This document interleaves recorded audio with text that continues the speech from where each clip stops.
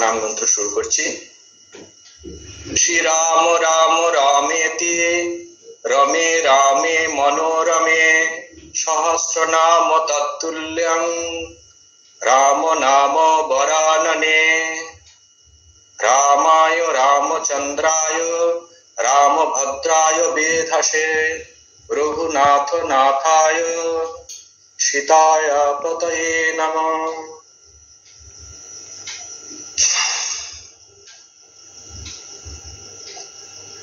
সর্বজ্ঞানের পরাকাষ্ঠা, সর্বজ্ঞানে গুণে আভূষিতা, সেই চন্দ্রসম শান্ত স্নিগ্ধ রাম, যিনি কিনা রঘুবংশ জাত সমস্ত রাজাদের রাজাধিরাজ, সেই সীতাপতিকে নমন করি।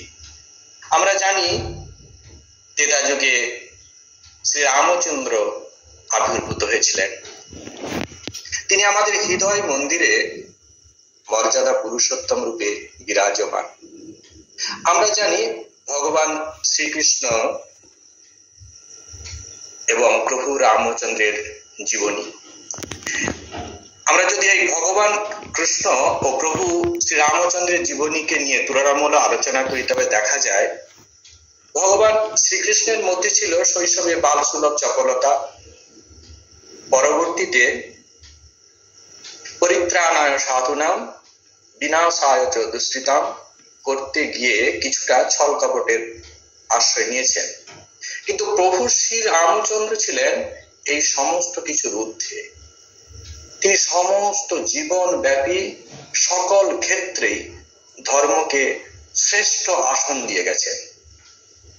যে প্রাচীন আর্য সভ্যতার মূল ভিত্তি ছিল সৎ স্বরূপের উপর প্রতিষ্ঠিত, তিনি সেই সত্যের পূজারী হয়ে সারা জীবন ধরে ভারতীয় জাতীয় জীবনের মূল সত্যটিকে দৃঢ়ভাবে ধরে রেখেছিলেন। তাই তো তিনি বলেছিলেন, রঘুকুল রীতি সদা চলিয়াই প্রাণ যাও বরু বচরণ যাই। রঘুবংশের এই রীতি বরাবর চলে আসছে। কি রীতি সেটি? প্রাণ যাক, তবু কথার খেলাপ যেন না হয়। সমস্ত অবস্থাতে যা আমরা অঙ্গীকার করেছি, যে প্রতিশ্রুতিতে আমরা আবদ্ধ, সেটি যেন আমরা রাখতে পারি। যার অনুকরণ আমরা দেখতে পাই উপনিষদের শ্লোকের মধ্যে, সত্যমেব জায়তে ন নিনং সত্যং নপন্থা বিতত্ত দেবযান। সত্যের জন্য সত্যেরই জয় হয়, মিথ্যার নয়। সেই দেবযান মার্গ, পিতৃযান, দেবযান, এই যে দেবযান মার্গ, সেটিও কিন্তু সত্য দ্বারা আচ্ছাদিত। এটির সঙ্গে, এই শ্লোকের সঙ্গে প্রভু রামচন্দ্রের যে জীবন আদর্শ, সেটি হুবহু মিলেছে। আদর্শ হিন্দু ধর্ম সমাজ জীবন ও জাতীয় জীবন বলতে যা বুঝি, সে সমস্তই শ্রীরামচন্দ্রের জীবনের প্রতিবিম্ব স্বরূপ।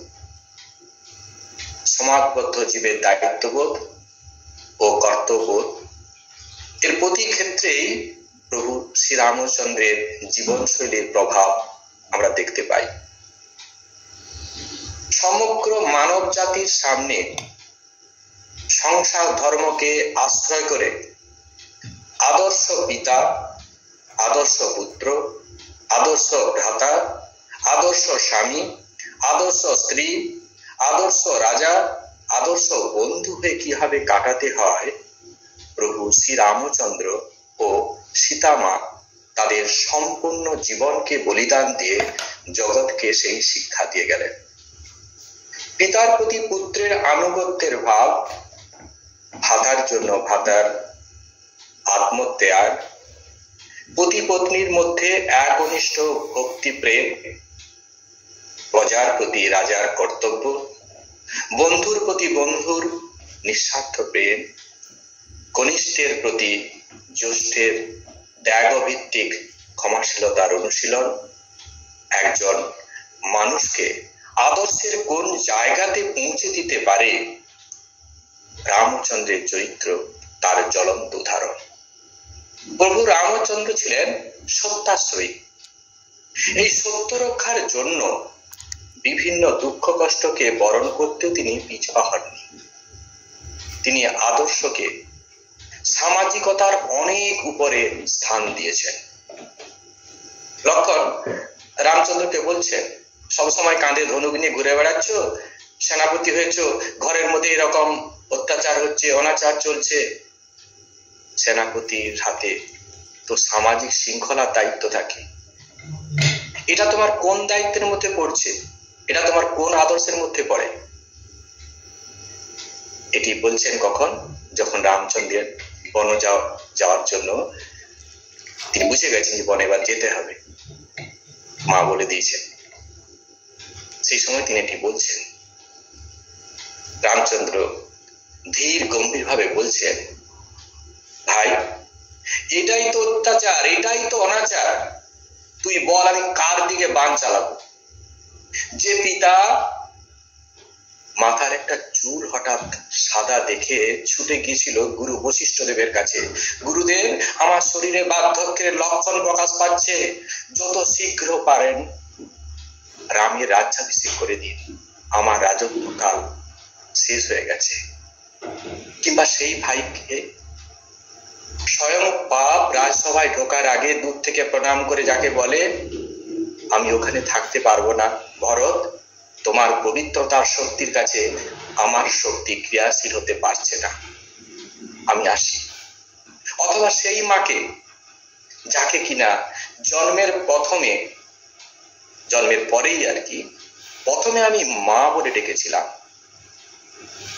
গভীর রাতে স্বপ্ন দেখে ঘুম ভাঙলে যার কোলে যাওয়ার জন্য ব্যাকুল হয়ে ছুটতাম।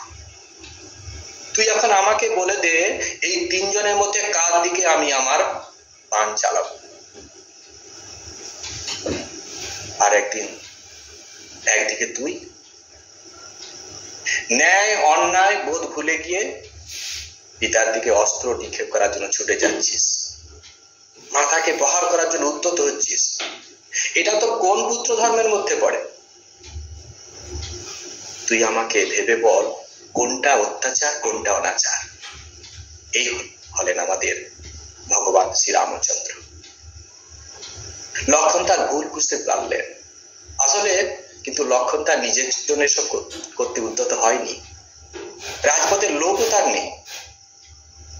তিনি শুধু প্রভু চিরসেবক, অনন্ত নাগ। প্রভুকে সমস্ত ভাবে রক্ষা করাই তার ধর্ম। প্রভু চিরদাস হওয়ার জন্য তিনি সবসময় প্রভুর দুঃখে দুঃখী, প্রভুর সুখে সুখী। তাই তো প্রভুর কষ্ট তিনি সহ্য করতে পারছেন না, তাই তিনি উত্তেজিত হয়ে পড়ছেন। একেই বলে ভাতৃপ্রেম, বড় ভাইকে যথার্থ শ্রদ্ধা। অপরদিকে রামচন্দ্র পিতার দুঃখের কথা শুনে ছুটে গেছেন। দশরথ পুত্রের কাছে এই নিদারুণ সত্য বলতে পারছেন না।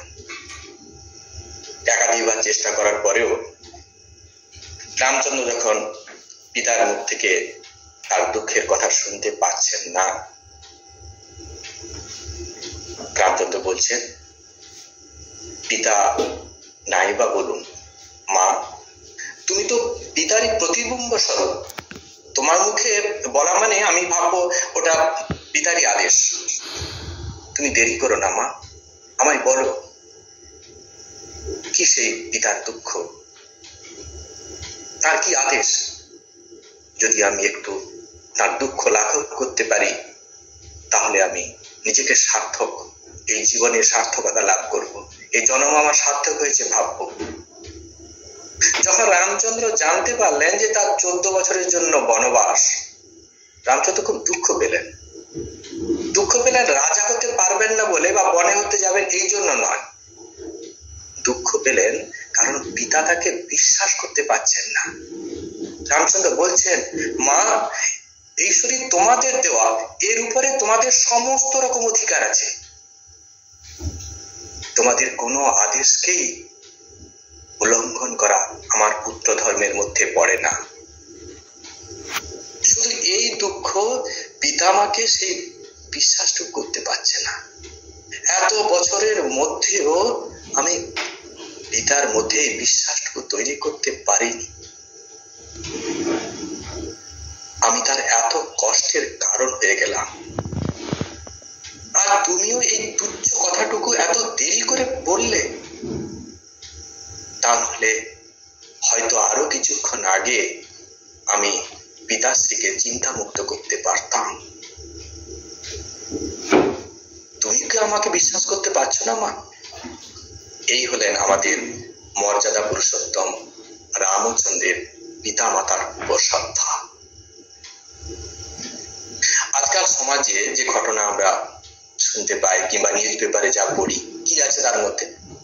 সামাজিক অবক্ষয়, নারী নির্যাতন, সাংসারিক দ্বন্দ্ব, পারিবারিক সম্পর্কের মধ্যে বিচ্ছেদ, সম্পত্তি নিয়ে ফাটাফাটি। নবীন সভ্যতার আমরা অনুষ্ঠান করছি, পাশ্চাত্যকে অনুকরণ করছি। স্বামী বিবেকানন্দ এক জায়গায় বলছেন, ভারতীয় সংস্কৃতি একদিন পাশ্চাত্যকে অনুকরণ করবে, আর পাশ্চাত্যের সংস্কৃতি ভারত অনুকরণ করবে। আর সেই চিত্র। কিন্তু রামায়ণ চিত্র দেখুন, এক ভাইয়ের পাশে বিপদের সময় আরেক ভাই এসে দাঁড়িয়েছে, নিজের সমস্ত সুখ স্বাচ্ছন্দ্য বৈভব ভুলে গিয়ে তার ভাতৃধর্ম পালন করছে। তার সেই ভাতৃধর্মের কাছে সমস্ত জাগতিক ধর্ম তুচ্ছ হয়ে গেছে, তুচ্ছ হয়েছে সমস্ত রকম লৌকিক সম্পর্ক। আর এদিকে সীতামাকে দেখো, যিনি কিনা নিজের রাজকন্যা হয়ে রাজরানী হওয়া সত্ত্বেও সমস্ত দুঃখকে বরণ করে 14 বছর ধরে স্বামীর সুখ দুঃখের সাথী হয়েছেন। ঐশ্বর্য বৈভব তাকে তার নারী ধর্ম থেকে, স্ত্রীর ধর্ম থেকে, আদর্শ গৃহবধূর ধর্ম থেকে, আদর্শ মাতৃধর্ম থেকে বিচ্যুত করতে পারেনি। এইখানে মাতা সীতার যথার্থতা। যখন অত্রিমুনির স্ত্রী অনুসূয়া বলছেন, মা তুমি এত বৈভব ছেড়ে কেন জঙ্গল এলে, দুঃখ কষ্টকে বরণ করে নিলে কেন? সীতামা উত্তর দিচ্ছেন, মা সম্পদে কিবা কাম, সকল সম্পদ মম দুর্বাদলসে। আমি রামধন পেয়েছি, এই রামধনের কাছে জগৎ সংসারের অন্য সম্পদের কি মূল্য আছে মা? এরপরে রামচন্দ্রের দিকে তাকাই। আবার বিবাহের পর ভগবান রামচন্দ্র যখন অযোধ্যাতে ফিরে এসেছেন, প্রথম দিন সীতা মায়ের কাছে যাচ্ছেন, তখন কৈকেয়ী মা বলছেন, রাম এই রঘুবংশের একটা রীতি আছে, প্রথম স্ত্রীর কাছে যাওয়ার সময় কিছু উপহার নিয়ে যেতে হয়। প্রভু রামচন্দ্র কিন্তু খালি হাতে চললেন সীতা মায়ের কাছে। বলছেন, মায়েরা তোমার জন্য কিছু উপহার নিয়ে আসতে বলেছে। আমি ভাবলাম আমি যা কিছু দেব সে তো আমার পিতাশ্রীর দেও সম্পত্তি, এখানে আমার তো কিছু নেই, তাই আমি কিছু নিয়ে আসতে পারলাম না। তবে হ্যাঁ, আমি একটাই কথা দিচ্ছি, আমাদের রঘুবংশে একাধিক বিবাহ কথা আছে, কিন্তু তোমার এই রামের জীবনে তুমি একাই থাকবে। একবার ভেবে দেখুন তো, একজন সাত্বিক স্ত্রীর কাছে এর থেকে বড় পাওনা, এর থেকে বড় উপহার কি হতে পারে? রামচন্দ্র সারা জীবন ধরে তার এই অঙ্গীকার তিনি পালন করে গেছেন। সীতা মায়ের অবর্তমানে তিনি কনক সীতা নির্মাণ করে অশ্বমেধ যজ্ঞ করেছেন, কিন্তু তিনি তার অঙ্গীকার ভঙ্গ করেননি। এই হলো রামচন্দ্রের আদর্শ। বনবাস জীবনে সীতা মার জীবনে বিপর্যয় নেমে এলে তিনি তাকে সেই বিপর্যয়ের হাত থেকে রক্ষা করেছেন। এখানে তার আদর্শ স্বামিত্বের পরিচয় দিয়েছেন তিনি। কিন্তু সঙ্গে সঙ্গে সমাজের মনস্তর চিন্তা করে সীতা মাতার পবিত্রতার প্রমাণ স্বরূপ অগ্নি পরীক্ষা নিয়েছেন। এই অগ্নি পরীক্ষা তিনি তার ব্যক্তিগত সংশয় নিবারণের জন্য করেননি, তিনি জনকল্যাণে তার নিজের ইচ্ছাকে অগ্নিতে বলিদান দিয়েছেন। নিজের ইচ্ছাকে বলিদান দিয়েছেন তিনি। ঠিক একইভাবে জনসমাজের বুকে যখন সীতা মায়ের পবিত্রতা নিয়ে আবার প্রশ্ন উঠেছে, তিনি স্থির সিদ্ধান্তে আসতে পারেননি। কৌশল আমাকে জিজ্ঞাসা করছেন, মা, যখন রাজ পরিবারের সঙ্গে সমাজ জীবনের কোনো সমস্যা তৈরি হতো তখন আমাদের পিতা কি করতেন? মা কৌশলা জানাচ্ছেন, রাম, তোমার পিতা নিজের ব্যক্তিগত স্বার্থ ভুলে সব সময় রায় ধর্মকে উচ্চ স্থান দিতেন। তিনি বুঝে গেলেন এই পরিস্থিতি তার কি করণীয়, কিন্তু তার সমস্যার আর কোনো সমাধান থাকতে পারে, হতে পারে, সেই জন্য ছুটে গেছেন গুরু বশিষ্ঠ দেবের কাছে। গুরুদেব, আমি খুব বিপদে পড়ে আপনার কাছে ছুটে এসেছি। গুরুদেব বলছেন, বলরাম, বলো, তোমার কি বিপদ? একটা চিন্তা আমাকে সব সময় অশান্তির মধ্যে নিয়ে যাচ্ছে। আমি কি করব ঠিক করতে পারছি না, আপনি বলে দিন। এখান থেকে মুক্তির উপায় কি? গুরুকে যেমন রামচন্দ্র ঘুরিয়ে প্রশ্ন করছেন, ঠিক করে বলছেন না কথাটি, গুরু সেরকম ঘুরিয়ে উত্তর দিচ্ছেন, রাম, যে চিন্তা তোমাকে ব্যতিব্যস্ত করছে তাকে মন থেকে মুছে ফেলো, মন থেকে ত্যাগ করো তাকে। রাম বুঝতে পেরে গেছেন গুরু বশিষ্ঠ দেব সীতা আমাকে ত্যাগের কথা ইঙ্গিত করছেন। তাই তিনি জিজ্ঞাসা করছেন, প্রভু, এছাড়া কি আর অন্য কোনো পথ নেই এই ত্যাগ ছাড়া?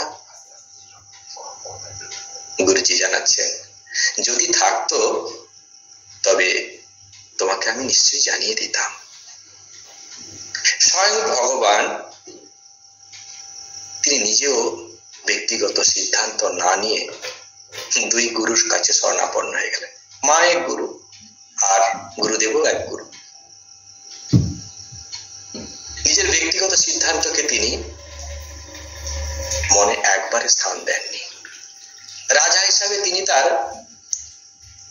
গুরুদের সিদ্ধান্ত নাও স্বীকার করতে পারতেন, কিন্তু এক্ষেত্রেও প্রভু শ্রী রামচন্দ্র তার ব্যক্তিগত ইচ্ছাকে, অনিচ্ছাকে ভুলে রাজধর্মকে, জনস্বার্থকে সর্বাধিক মূল্য দিয়ে গেছেন। আবার সেই একই রামচন্দ্র সীতামাকে বনে পাঠিয়ে নিজে কিন্তু মেঝেতে শুয়ে আছেন। সীতামায়ের কোনো উপায় ছিল না, তাই বনবাস জীবনে তাকে দুঃখ কষ্ট সহ্য করতে হয়েছে। বনের মধ্যে তার বিলাসের উপকরণ নেই, তাই তাকে সাধারণ জীবন পালন করতে হয়েছে। দুঃখ পেয়েছেন তিনি, কিন্তু প্রভু রামচন্দ্র সমস্ত ঐশ্বর্য থাকা সত্ত্বেও সীতাগত প্রাণ রাজা রামচন্দ্র মেঝেতে খালি শয্যায় শয়ন করছেন। এখানেই জনচক্ষুর অন্তরালে রাজা রামচন্দ্রের আদর্শ স্বামিত্বের সর্বোচ্চ প্রকাশ ঘটেছে। আবার প্রভুর কথা আবার দেখি, যে গুরুকে তিনি এত শ্রদ্ধার উচ্চভূমিতে বসিয়ে রাখতেন, সেই গুরু বশিষ্ঠ দেব যখন প্রভু রামচন্দ্রকে ফিরিয়ে নিয়ে যাওয়ার জন্য ভারতের সঙ্গে চিত্রকূটে এসেছেন, তখন তিনি সত্য রক্ষার তাগিদে গুরুবাক্য লঙ্ঘন করেছেন। তিনি প্রভু শ্রী রামচন্দ্রকে নানাভাবে বোঝাতে ব্যর্থ হয়ে অবশেষে যখন বলছেন, দেখো, ইক্ষ্বাকু বংশের জ্যেষ্ঠরাই রাজা হয়ে থাকে, জ্যেষ্ঠের বর্তমানে কনিষ্ঠের রাজ্যাভিষেক হয় না। দেখো, আমি তোমার আচার্য, আমি তোমার পিতা, গুরু তো পিতার মতোই। আমার কথা শুনলে তোমার কোনো ভুল হবে না, আর তুমি নীতিভ্রষ্ট হবে না। শুনে প্রভু রামচন্দ্র সবিনয়ে অথচ দৃঢ়স্বরে বলছেন, সন্তানের লালন পালনের জন্য মাতা পিতা যা করেন তার ঋণ শোধ করা অতি দুরূহ। শাস্ত্রে বলে মাতৃদেব ভব পিতৃদেব ভব। শাস্ত্রে আরো বলছে পিতা স্বর্গ পিতা ধর্ম পিতা হি পরমং তপ। পিতৃ আদেশ পালন করার যে এই যে সুবর্ণ সুযোগ আমি পেয়েছি, এটি কম ভাগ্যবানের জীবনেই আসে। আমাকে এই সুযোগ থেকে বঞ্চিত করবেন না। আমি পিতার আদেশকে মিথ্যা হতে দিতে পারি না। নম্রতা ও বিনয়ের প্রতিমূর্তি শ্রী শ্রী রামচন্দ্র সত্য রক্ষার জন্য পিতা দশরথ, মাতা কৌশল্যা, এমনকি আচার্য বশিষ্ঠ দেবের আদেশও উল্লঙ্ঘন করতে পিছপা হননি। প্রভু রামচন্দ্র ভাবনা বা আবেগ থেকে আদর্শকে অনেক উচ্চ স্থান দিয়েছেন। কারণ ভাবনার মধ্যে ব্যক্তিগত ইচ্ছা লুকিয়ে থাকতে পারে, কিন্তু আদর্শ সেখানে ব্যক্তিগত ইচ্ছার কোন রকম স্থান নেই। ভাবনা বা আবেগ হলো জীবাত্মার গুণ, তাই সেখানে জীবের সংস্কার কাজ করছে, কিন্তু আদর্শ পরমাত্মার গুণ থেকে নিষ্কাশিত। তাই আদর্শ সবসময় শুদ্ধ ও পবিত্র, পরম পবিত্র। তিনি ছিলেন সত্যের পূজারী, তাই সত্যের বেদি তলে নিজের সমস্ত প্রকার চাওয়া পাওয়াকে বলিদান দিয়েছে। এখন আমরা সেই রামায়ণ রচনার প্রেক্ষাপট নিয়ে আমরা আলোচনা করব। গঙ্গার তীরে মহর্ষি বাল্মীকি তপবন, সেই বাল্মীকি তপবন, নারদের উপদেশ মতো তিনি সেখানে নিয়ত তপস্যায় থাকেন। রাম নাম জপ, রাম নাম কীর্তনে তপবন আধ্যাত্মিক সুরে সবসময় ভেসে উঠত। একদিন দেবশ্রী নারদ আকাশপথে ভ্রমণ করছেন। হঠাৎ তিনি মধুর রাম নাম শুনতে পেলেন। রামরসের মাধুরী পান করার জন্য তিনি সেখান থেকে নেমে এলেন। বাল্মীকি দেবশ্রী নারদের চরণ বন্দন করে বিনীতভাবে প্রশ্ন করলেন, প্রভু, আমি তো ত্রিকালজ্ঞ, ভূত ভবিষ্যৎ বর্তমান সবই আপনার বিদিত। প্রভু, পৃথিবীতে এমন কি কেউ আছেন যিনি সত্যব্রাতী, দৃঢ়ব্রত, বিদ্যান, গুণবান, বীর্যবান, ধর্মজ্ঞ, ভক্তিমান, প্রিয়দর্শন, কর্তব্যপরায়ণ, সংযমী, ক্লান্তিমান, জিতক্রোধ, অসহাশূন্য এবং যার নাম পাপনাশক ও মোক্ষপ্রদ? দেবশ্রী নারদ বাল্মীকির প্রশ্ন শুনে কিছুক্ষণ চুপ করে থাকলেন। তারপর বলছেন, তুমি যেসব সদ্গুণের কথা বলছো তা ভগবানই দেখতে পাওয়া যায়। তবে হ্যাঁ, বর্তমানে ইক্ষ্বাকু বংশে দশরথের পুত্র রূপে তিনি আবির্ভূত হয়েছেন। নাম তার শ্রীরাম। রাম নাম শুনে বাল্মীকি আনন্দে বিহল হয়ে পড়লেন। নারদ বাল্মীকিকে রামের ইতিবৃত্ত বর্ণনা করতে লাগলেন। পরিশেষে নারদ বললেন, তুমি পুরুষোত্তম রামের মহিমা রচনা করো ও প্রচার করো। এর ঠিক কিছুদিন পরে গঙ্গার নিকটে তমসা নদীতে স্নান করতে যাচ্ছেন ঋষি বাল্মীকি। এমন সময় শরবিদ্ধ এই গঞ্জ মানে বক রক্তাক্ত দিয়ে তার সামনে পড়ে যন্ত্রণায় চিৎকার করতে লাগলো। অপরদিকে মাথার উপর এক কঞ্চি সাথী হারানোর ব্যথায় আর্তনাদ করছে। সেই নিদারুণ দৃশ্যে ঋষির মন কেঁদে উঠল। সহসা তিনি দেখলেন এক বেদ সেই দিকে এগিয়ে আসছে। এটি দেখে ঋষির বুঝতে দেরি হলো না এ কর্মকার। প্রাণীর আবেগে তার মুখ থেকে বেরিয়ে এলো এক ছন্দবদ্ধ অভিশাপ। মা নিষাদ প্রতিষ্ঠান তং গম শাশ্বতী সমাহা যৎকঞ্চ মিথুনা দেকম্বধি কাম মোহিতা। হে নিষাদ, এক হংস মিথুন কাম ক্রীড়াতে মত্ত এই অবস্থায় তুই তাদের একটিকে বধ করেছিস, তুই কোনোদিন প্রতিষ্ঠা লাভ করতে পারবি না। ঋষি আশ্রমে ফিরে এলেন। একদিকে কঞ্চির আর্তনাদ তাকে আরো শোকাতুর করে তুলল, অপরদিকে ছন্দবদ্ধ এই বাক্যের তাৎপর্য নিয়ে তিনি উদ্বিগ্ন। কি করে আমার মধ্যে এরকম সুখ তৈরি হলো, কি করে আমার মধ্যে এরকম ছন্দ, এরকম নিয়ে ভাবছেন। এমন সময় সেখানে উপস্থিত হলেন সৃষ্টিকর্তা ব্রহ্মা। বাল্মীকি তার মনের সমস্ত আবেগ ব্রহ্মাজিকে প্রকাশ করলেন। সমস্ত শুনে ব্রহ্মাজি হাসছেন আর বলছেন, বাল্মীকি, আমার ইচ্ছাতেই এই নিদারুণ দৃশ্য, আর আমার ইচ্ছাতেই এই ছন্দবদ্ধ বাক্য। তুমি নারদের মুখে যা শুনেছ এবং তুমি ভবিষ্যতে ধ্যানের গভীরে রামের যেসব মহিমা জানতে পারবে, সবকিছু এইরূপ ছন্দবদ্ধ বাক্য দ্বারা লিপিবদ্ধ করো। এই ছন্দবদ্ধ বাক্য ভবিষ্যতে শ্লোক নামে খ্যাত হবে। শুরু হলো রামায়ণ রচনা। কঞ্চির যে সুমধুর কলতান ঋষি বাল্মীকির মনে আনন্দের হিল্লোল তুলত। তিনি আনন্দে বিভোর হয়ে যেতেন। হঠাৎ সেই কঞ্চি আর্তনাদ তাঁর মনে বিষাদের ছায়া নিয়ে এলো। তিনি চেষ্টা করছেন সেই বিষাদের কালো ছায়া থেকে নিজেকে মুক্ত করতে, কিন্তু বিধাতার ইচ্ছার কাছে কে বা জয়ী হতে পারে। তাই তার লেখনীতে শ্লোকের আকারে কখনো দুঃখে ভরা জীবন, কখনো বা আনন্দময় জীবনের কাহিনী ফুটে উঠেছে। তাই বাস্তবে তার রচিত প্রভু রামচন্দ্র ও সীতা মায়ের জীবনী কাহিনীর মধ্যে সুখ দুঃখ মিশ্রণ দেখতে পাই। প্রকৃতপক্ষে আমরা বলতে পারি যে রামচন্দ্রের জীবনে সুখের থেকে দুঃখের প্রাধান্যই বেশি। প্রভু রামচন্দ্র জীবনের শান্তিতে কাটিয়েছিলেন সেইভাবে যে ভাবি তাহলে 12 বছর। এই 12 বছরেই আদি পর্ব শেষ, নেমে এলো দুঃখের কালো ছায়া।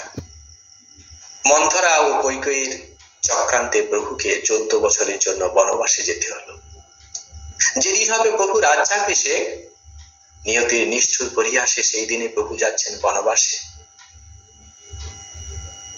জীবনের কোন এক শুভক্ষণে ধর্মপ্রাণ রাজা দশরথ পত্নী কৈকেয়ীকে দিয়েছিলেন 2 বর দেওয়ার প্রতিশ্রুতি। সেই প্রতিশ্রুতিকে হাতিয়ার করে কৈকেয়ী দশরথের কাছে চেয়ে বসলেন, এক বরে ভরতের সিংহাসন, অপর বরে প্রভু শ্রীরামচন্দ্রের 14 বছর বন।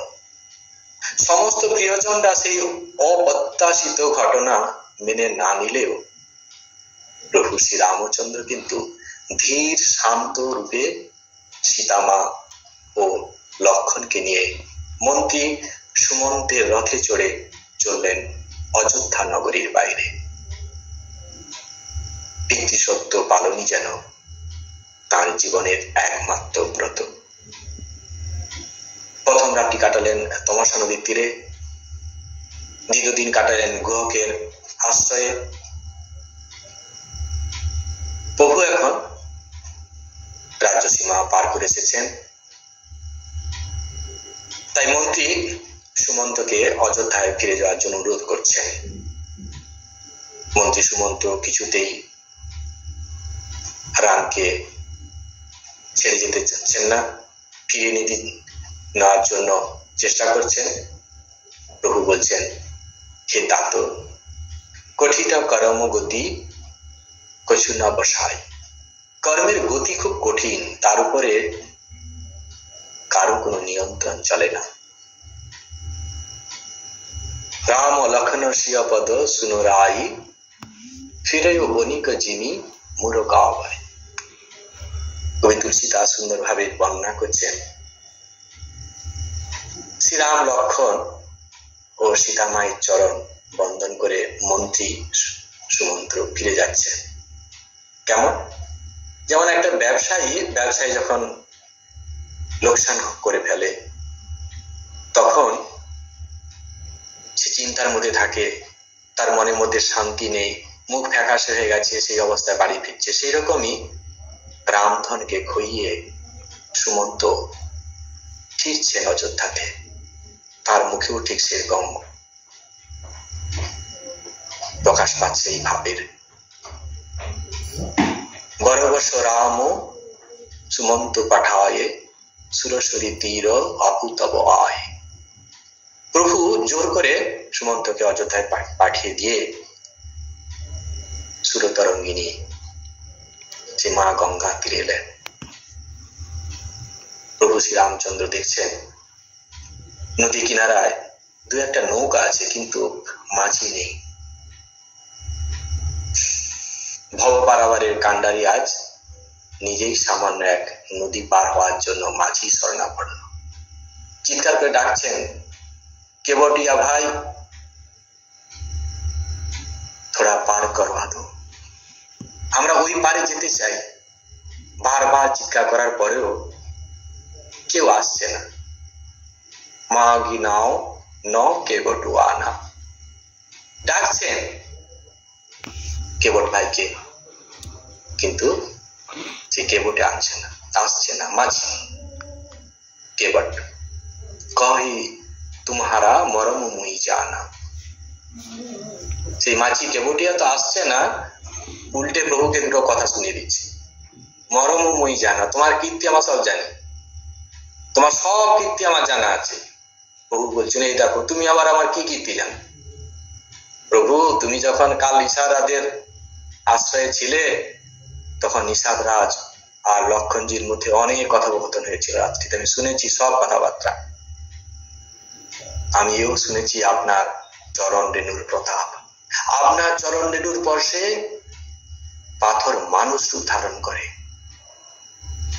সুমন্ত শিলা ভাই নারী সুহাই পহনতে না কঠিন কাট কঠিনাই।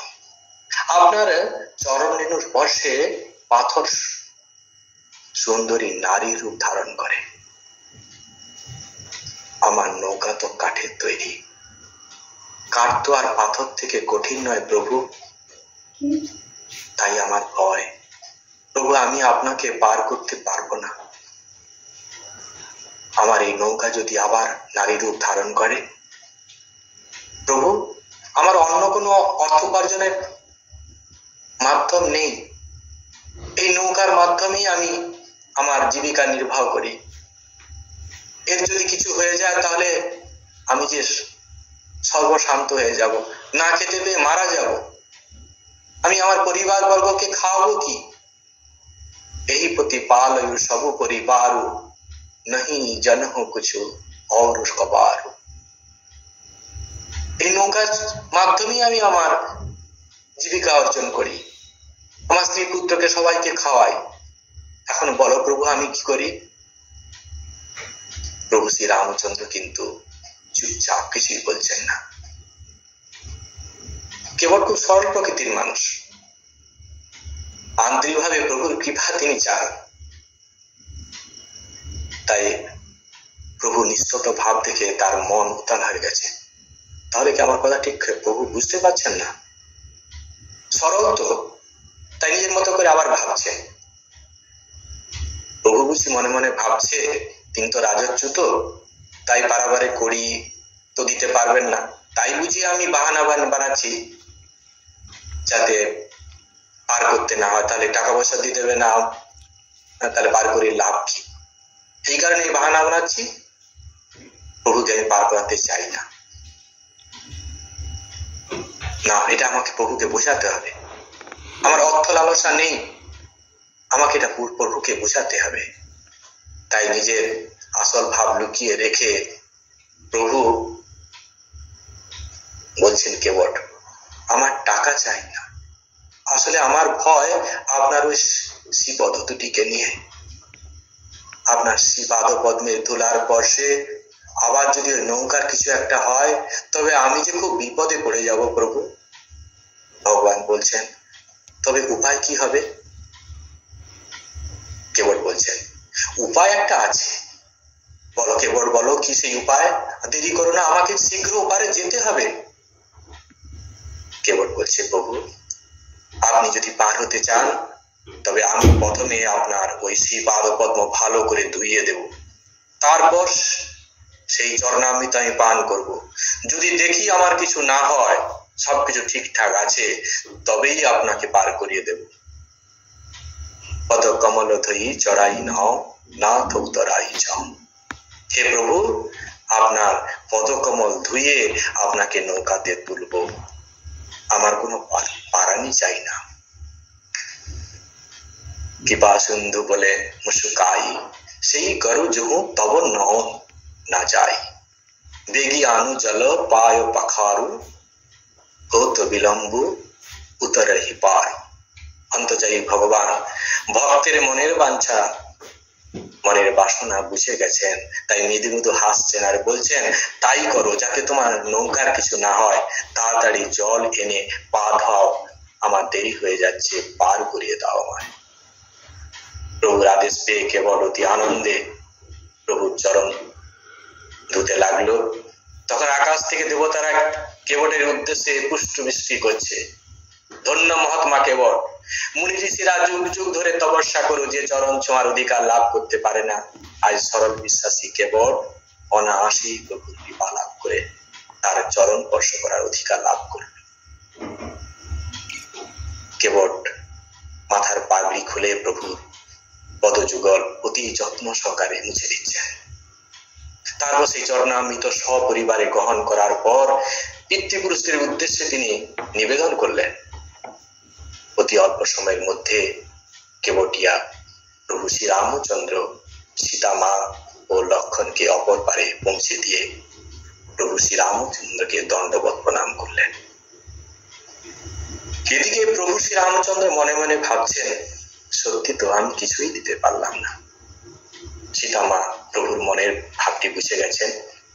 মা তখন কি করছেন, তার হাতে যে মণিমাণিক্য খচিত যে আংটিটি ছিল সেটি খুলে প্রভুর হাতে দিলেন। প্রভু শ্রী রামচন্দ্র সেই আংটিকে কেবটের যেই দিতে গেলেন, অমনি কেবট প্রভুর চরণ দুটি জড়িয়ে ধরে চিৎকার করে কাঁদতে লাগছে। প্রভু, এক ধোবি যদি আরেক ধোবির কাপড় ধোলাই করে, তার বিনিময়ে সে কি পারিশ্রমিক নেয় প্রভু? কিংবা এক নাপিত যদি আরেক নাপিতের ক্ষৌর কর্ম করে, তার বিনিময়ে সে কি কিছু নেয়? আমিও কাণ্ডারি, তুমিও কাণ্ডারি। তুমি না হয় ভবপারের কাণ্ডারি, কিন্তু আমরা দুজনই তো কাণ্ডারি প্রভু। তাই পরস্পরের মধ্যে অর্থ বিনিময় কি করে চলে প্রভু? তাই প্রভু, আমায় আর পীড়াপিড়ি করবেন না। তবু যদি নিজেকে ঋণী মনে করেন, তবে বলি, আপনি আমাকে কৃপা করে অনেক মূল্যবান পারিশ্রমিক দিয়েছেন।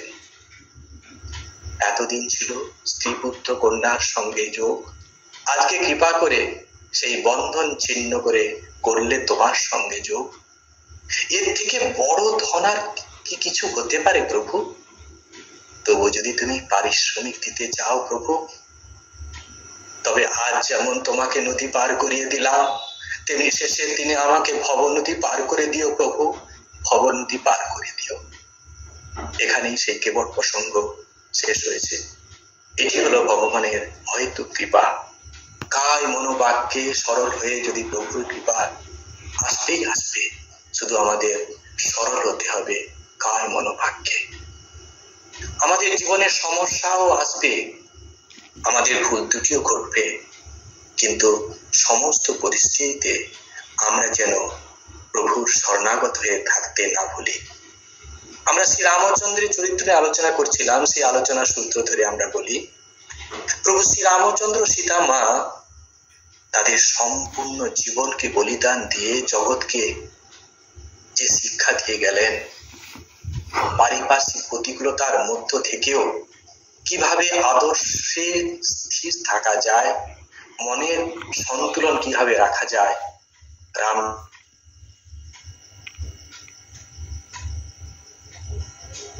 মধ্যেও নিজেকে নিষ্কাম ভাবের যে নজির রেখে গেছেন, সমস্ত কর্ম করেও কর্তা অভিমান না রেখে সমস্ত সুনাম সহগামীদের দিয়ে তিনি আদর্শ দলনায়ক হওয়ার এক মূল্যবান সূত্র আমাদের সামনে রেখে গেছেন। অপরদিকে সীতামা সমস্ত পরিস্থিতিতে জগৎ সংসারে আদর্শ স্থাপন করার জন্য তথা কর্তমাপিক কর্ম করার জন্য পতিকে যেভাবে সহযোগিতার হাত বাড়িয়ে দিয়েছেন তা জগৎ সংসারের সত্যই বিরল। স্বামীর হাত ধরে স্বামীর সুখে সুখী, দুঃখে দুঃখী হওয়া, যে স্বেচ্ছায় বনবাসকে আলিঙ্গন করা, জগৎ সংসারের কাছে তথা নারী জাতির কাছে যে শিক্ষা তিনি রেখে গেছেন, সেই শিক্ষা শুধু আমাদের জাতীয় জীবনের আদর্শকে সমৃদ্ধ করবে তা নয়, আমাদের দৈনন্দিন জীবনের বহু সমস্যা আরো সুন্দরভাবে সমাধান করে দিতে পারে। সীতামা বলছেন,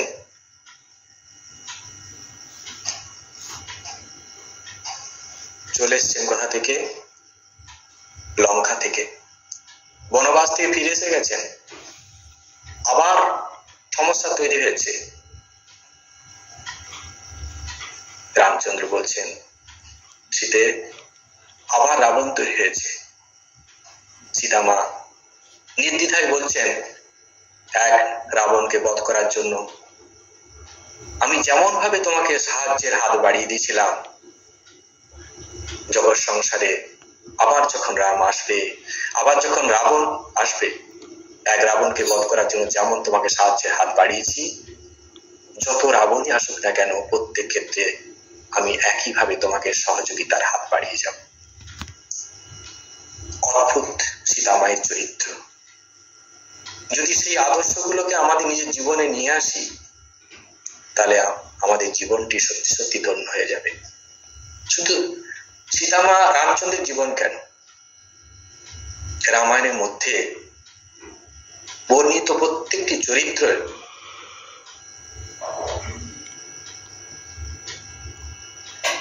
সে আদর্শ শিক্ষার কিছু অংশ যদি আমরা আমাদের ব্যক্তিগত জীবন নিয়ে আসতে পারি, তবে আমরা ঠিক ঠিক আদর্শ মানুষ হতে পারবো।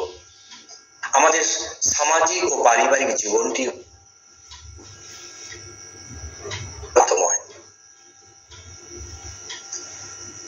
এখানেই শেষ করছি। ও মঙ্গল ভবন অমঙ্গল হারি, দ্রবহু সুদশরথ অজির বিহারি।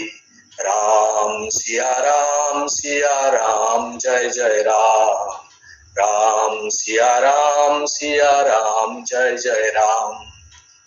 ও হরি অনন্ত হরি কথা অনন্ত, কহি শুনহি বহু বিধি সব সন্ত। রাম সিয়া রাম জয় জয় সিয়া রাম জয় জয় রাম। ওম শান্তি শান্তি শান্তি। হরি ওম তৎসৎ। শ্রীরামকৃষ্ণার্পণমস্তু। সবাই ভালো থাকুন, আনন্দে থাকুন। এখানেই ছাড়ছি। জয় ঠাকুর, জয়।